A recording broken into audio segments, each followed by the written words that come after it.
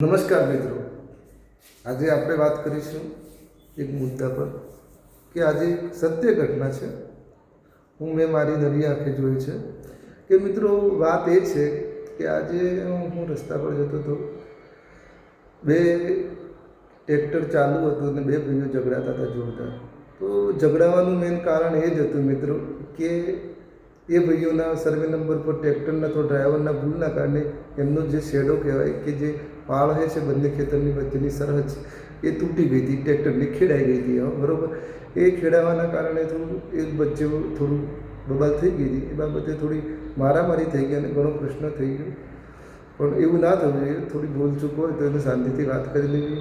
એ વાત પર હું તમને બે વાત કરું કે ઘણી જગ્યાએ એવું બનતું, તમારે બી આજુબાજુ બનતું હશે તો આવા પ્રશ્નોને તમારે શાંતિથી સોલ્વ કરી દેવાનું. કોઈ ઝઘડો ના થાય, કોઈને મારકૂટ ના થાય, તો એની ખાસ ધ્યાન રાખવાનું મિત્રો. અને બીજી વાત એ છે કે કોઈને આ એક જમીન તો અહીં નહીં રહી જવાની છે, બધું અહીં નહીં જ રહી જવાનું. માટે આ જમીનના પ્રશ્નમાં કોઈનું જાન જતું રહે કે કોઈ જાનહાનિ થઈ જાય તો એ સારું નહીં લાગે. માટે આ વિડીયોને શેર કરો અને આવું ક્યાં તમારા સમાજમાં આજુબાજુ થતું હોય તો એને સમજૂતો કરવાની કોશિશ કરવાની. આભાર મિત્રો.